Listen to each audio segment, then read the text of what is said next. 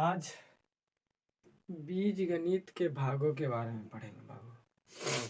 थोड़ा सा तबीयत सही नहीं रहने के कारण गड़बड़ हो रहा था, सही से आप लोग को वीडियो दे नहीं पा रहे थे। रेगुलर रहेगा, आप घबराइएगा नहीं। बीज गणित के कितने भाग होते हैं बाबू? 4 भाग। वो कौन कौन है? पहला है बहुपद, दूसरा दो चर वाले रैखिक समीकरण, और तीसरा है द्विघात समीकरण, और लास्ट का है समानांतर श्रेणी, जिसमें हम लोग सबसे पहले इसके बारे में पढ़ेंगे, द्विघात समीकरण के बारे में, ताकि ये सब आराम से समझ में आ जाए। जब ये समझ में आ जाएगा तो सारे अपने आप समझ में आ जाएंगे। ठीक है, सबसे पहले हम लोग क्या पढ़ते हैं? द्विघात समीकरण। ठीक है, चलिए द्विघात समीकरण पढ़ने के लिए, अच्छा अब हेडिंग देंगे हम लोग। अब हम लोग हेडिंग देंगे द्विघात समीकरण। द्विघात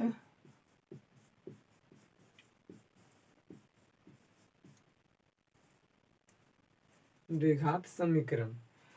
द्विघात समीकरण पढ़ने से पहले सबसे पहले चर और अचर पढ़ना होगा। चर क्या है, अचर क्या है, उसके बाद आगे चलेंगे। सबसे पहले चर के बारे में देखेंगे। चर किसको कहते हैं? वैसी संख्या जिसका मान हमेशा बदलते रहता है उसे हम चर कहते हैं। जैसे में A B C D dot dot dot कहाँ तक? जेड तक। जैसे बाबू हम कर सकते हैं ये बराबर हम अपनी मर्जी से 1 रख सकते हैं, मर्जी करेगा 2 रख सकते हैं, मर्जी करेगा 3 रख सकते हैं, मर्जी करेगा 4 रख सकते हैं। इसी तरह से जितना मर्जी हो सकता है n तक हम रख सकते हैं। a का मान, b का भी मान रख सकते हैं बाबू अलग अलग, c का भी रख सकते हैं, d का भी रख सकते हैं। तो ये क्या कहला जाएगा बाबू? चर।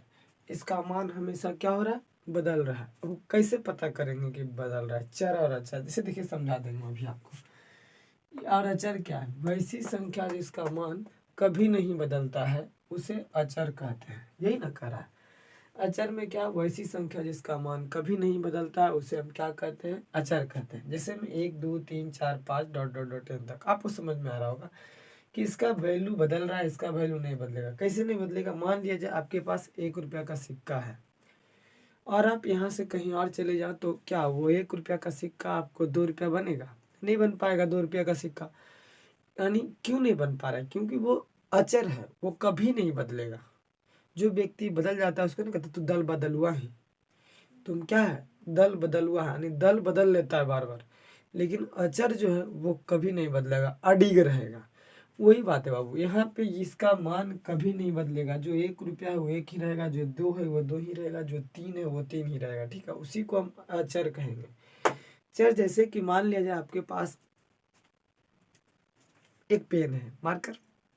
अभी मेरे पास इसका कीमत मान लिया जाए हम 25 रुपये में खरीदे इसको। आप नया खरीद के लाइए 25 रुपये या 30 रुपये में, और वहाँ आप जैसा ही घर आइएगा तो इसका माल, अब ये जो रेट इसका है आपका वही नहीं रहेगा। हो सकता है आप यहाँ लाने के बाद इसको 30 रुपया में खरीदे तो आप 35 रुपये में भी बेच सकते हैं। हो सकता है इसी को आप 20 रुपया में भी बेच सकते हैं, है ना। तो ये आपके ऊपर डिपेंड कर जाएगा। इसका मान अब बदलने लगा है। आप दुकान में खरीदे कितना में और यहाँ आप गाँव में बेचेगा कितना हूँ और में, यानी इसका मान फिक्स नहीं है। इसका मान बढ़ रहा है घट रहा है। हाँ, इस पर प्राइस फिक्स किया हुआ है कितना ही प्राइस में बिकेगा, लेकिन हम लोग कम में खरीद लेते हैं। मान बदल गया कि नहीं बदल गया? इसका मान कुछ था लेकिन बदल गया। कहीं कहीं इसका फिक्स था कि 40 रुपया रहेगा, लेकिन हमने इसको 25 रुपये में बेच दिया। फिक्स रहा? नहीं रहा। तो वैसा संख्या जिसका मान हमेशा बदलेगा उसको चर कहेंगे, और जो कभी नहीं बदलेगा उसको क्या कहेंगे बाबू? अचर कहेंगे। समझ में आ रहा होगा? जैसे 1 2 3 4 नहीं बदलेगा। ए बराबर हम रख सकते हैं, ए का मान 1 भी 2 भी 3 भी 4 भी और n तक रख सकते हैं बाबू। इसी तरह से बी का भी मान बदल सकते हैं, सी का भी मान बदल सकते हैं, है ना। चर और अचर आपको समझ में आ गया। अब है बीजगणितीय पद। बाबू चर और अचर के मिलने से बने पद को हम बीजगणितीय पद कहते हैं। जैसे देख लीजिए 2x, 3x, चर और एक अचर है बाबू। चर जो बदल जाता है और अचर जो नहीं बदलता है। देखिए इसमें नहीं बदलने वाला और बदलने वाला भी है, नहीं बदलने वाला, बदलने वाला, नहीं बदलने वाला, बदलने वाला। यहाँ भी देखो बाबू, एक चर और एक अचर है, एक चर और एक अचर है, चर है, अचर है, चर है, अचर है, सब मिला जुला है। यानी जैसे ही चर और अचर वाला पद आएगा तो हम लोग समझ जाएंगे कि वो क्या है, बीजगणितीय पद है। क्या है वो, बीजगणितीय पद है। बीजगणितीय का एग्जाम्पल आपको समझ में आ रहा होगा, है ना। चलिए देखो अब पढ़ेंगे बहुपद। वैसा बीजगणितीय पद, अभी हम बीजगणितीय पद के बारे में जान चुके थे कि चर और अचर से जो मिलता है उसको बीजगणितीय पद कहते हैं। तो यहाँ पे बहुपद, वैसा बीजगणितीय पद, यानी बहुपद होने के लिए बीजगणितीय पद होना जरूरी है, जिसका घात पूर्ण संख्या में तथा गुणांक वास्तविक संख्या में होता है, उसे हम क्या कहेंगे, बहुपद। अब आएगी बात पूर्ण संख्या। पूर्ण संख्या आप लोग को पढ़ा चुके हैं हम। पूर्ण संख्या किसको कहते हैं बाबू, आप लोग जानते हैं, 0 से लेकर 0, 1, 2, 3 डॉट डॉट डॉट अनंत तक इसको पूर्ण संख्या बोलते हैं। और वास्तविक संख्या बाबू आपको बता दिए, वास्तविक संख्या क्या हम बताए थे कि काल्पनिक संख्या को छोड़कर जितना भी संख्या आपको दिखेगा सब क्या दिखेगा बाबू, वास्तविक संख्या दिखेगा। ठीक है, तो देखिए अब हमको बहुपद देखना है। बहुपद किसको कहेंगे, मान लिया बीजगणितीय पद को, तो बीजगणितीय पद कुछ लिख दीजिए, मान लिया जाए 2x² + 3x + 2, ये बीजगणितीय पद है। क्यों, क्योंकि इसमें चर और अचर, चर और अचर दोनों है बाबू, बीजगणितीय पद है।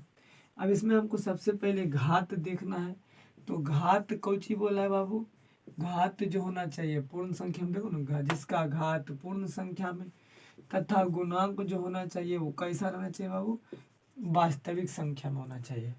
घात एक बात और ध्यान रखेंगे कि घात हमेशा चर पद पे देखेंगे, ना कि अचर पद पे। ठीक है, घात हमेशा कहाँ देखेंगे, चर वाला पद पे, ना कि अचर वाला पद पे। चर हम लोग समझ गए, XYZ ABCD होता है। तो बाबू एक चीज पहले नोट देख लेते हैं, यहाँ पे नोट में एक लिख देते हैं, NOTE, नोट में क्या, कि घात हम लोग घात हमेशा कहाँ ध्यान रखेंगे बाबू, चर पद पे देखेंगे, चर पद पर या पद चर पद में देखेंगे। कोई दिक्कत है, हाँ अपने हिसाब से इसको लिखा दिया बाबू, इसको लिखाने की कोई जरूरी नहीं था। घात हमेशा कहाँ देखेंगे, चर पद में। देखो इसमें अचर 2 है, चर x है, घात ढूंढना है बाबू, घात अचर पे नहीं ढूंढना, इस पे घात कितना है बाबू, 2। यहाँ घात इस पे देखना बाबू, नहीं कुछ तो घात 1 रहता है ना, घात 1। ये तो अचर पद है बाबू। क्यों अचर पद है, क्योंकि इसमें चर तो है नहीं, अभी आगे चल करके बताएंगे आपको। अब देखिए, अब इसका गुणांक देखेंगे, क्या देखेंगे बाबू, गुणांक। गुणांक किसको कहते हैं, गुणा के अंक को गुणांक कहते हैं, जो गुणा में अंक है। तो बताइए ये x² के गुणा में कौन है बाबू, देखो तो बीच में कुछ नहीं तो गुणा छुपा हुआ रहता है ना, ये 2 है गुणा में, यानी इसका गुणांक 2। अब बताइए इसका, इस x का गुणांक कौन है बाबू, 3 है कि नहीं, देखिए गुणा में छुपा हुआ है 3 की नहीं, यानी 3। ये तो अचर पद है, इसके लिए तो सोचना ही नहीं बाबू। घात पूर्ण संख्या में आया, देखिए तो पूर्ण संख्या 1 2 1 2 आ गया। गुणांक वास्तविक संख्या में है, क्योंकि काल्पनिक संख्या को छोड़ना है, तो अतः यह क्या हो जाएगा, वो बहुपद है। यानी बहुपद देखने के लिए सबसे पहले बीजगणितीय पद देखेंगे, और बीजगणितीय पद में सबसे पहले घात को देखेंगे, घात के बाद गुणांक देखेंगे।